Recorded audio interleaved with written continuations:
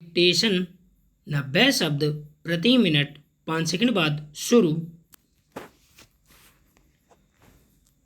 शुरू। Reserve bank ने व्यावसायिक बैंकों की बिगड़ती हालत पर गुजरे शुक्रवार को जो रिपोर्ट जारी की वह इस बात का स्पष्ट संकेत है कि आने वाला समय बैंकों के लिए बहुत ही संकट और चुनौती भरा है। केंद्रीय बैंक की वित्तीय स्थायित्व रिपोर्ट में साफ कहा गया है कि बैंकों के सामने इस वक्त सबसे बड़ा खतरा कर्जों के डूबने का है। इसमें कोई संदेह नहीं कि कोरोना महामारी ने देश की अर्थव्यवस्था को जिस तरह से चौपट किया है उसका प्रभाव वित्तीय और बैंकिंग क्षेत्र सहित अर्थव्यवस्था के हर क्षेत्र पर पड़ा है। भारत के ज़्यादातर बड़े छोटे सरकारी बैंक पहले ही से एनपीए के बोझ से कराह रहे हैं और किसी के पास इसका कोई समाधान नहीं है सिवाय इसके कि बैंकों को संकट से उबारने के लिए सरकार बार बार बैंकिंग क्षेत्र में पैसे डालती रहे। ऐसे में रिजर्व बैंक की रिपोर्ट जिस खतरे की ओर इशारा कर रही है वह वाकई गंभीर है।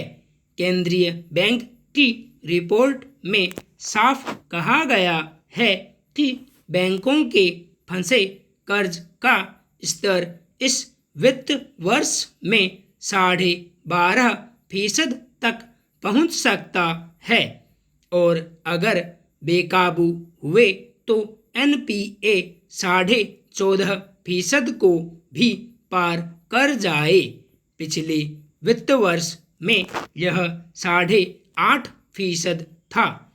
कोरोना महामारी ने सिर्फ भारत ही नहीं पूरी दुनिया की अर्थव्यवस्था का भट्टा बैठा दिया।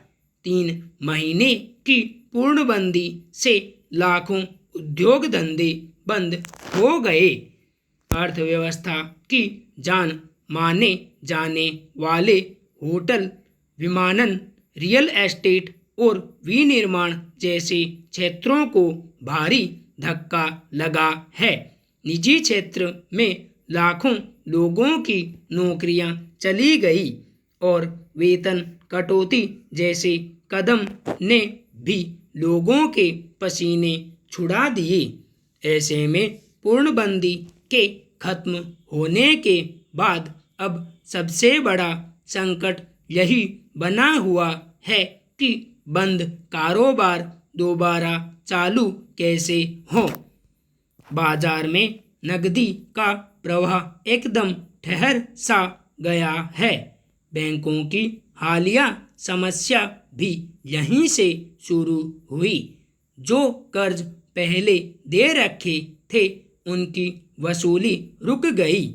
मकान, वाहन, शिक्षा और कारोबार आदि के लिए दिए गए कर्जों की वसूली अब अनिश्चितता के भंवर में फंस गई है। भारत की अर्थव्यवस्था पहले से ही मंदी का सामना कर रही थी। रही सही कसर कोरोना महामारी ने पूरी कर दी। कृषि क्षेत्र को छोड़ दें तो अर्थव्यवस्था के सभी प्रमुख क्षेत्रों जैसे विनिर्माण, निर्माण, बिजली, इस्पात, सेवा क्षेत्र आदि की स्थिति बहुत खराब है।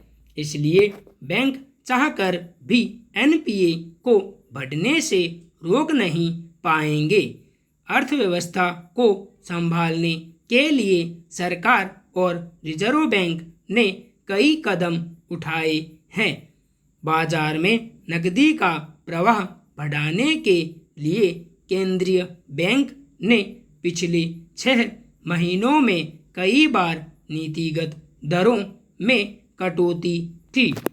इसके अलावा कोविड संकट से निपटने के लिए सरकार ने करीब 20 लाख करोड़ रुपए के पैकेज दिए।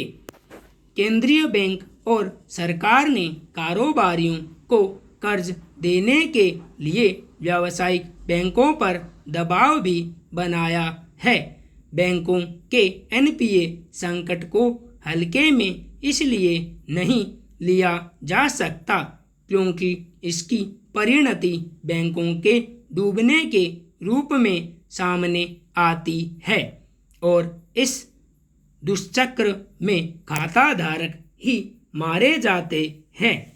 लेकिन यह भी बड़ा सवाल है कि अगर कर्ज देने वाले ही डूबते कर्ज के बोझ से दबते जाएंगे तो बैंकिंग व्यवस्था कैसे चल पाएगी और बैंक कर्ज देने का जोखिम नहीं लेंगे तो कारोबार कैसे करेंगे। इसलिए कर्ज की वसूली और कर्ज देने के जोखिम के बीच रास्ता निकालते हुए संतुलन तो बनाना होगा। संपूर्ण विराम।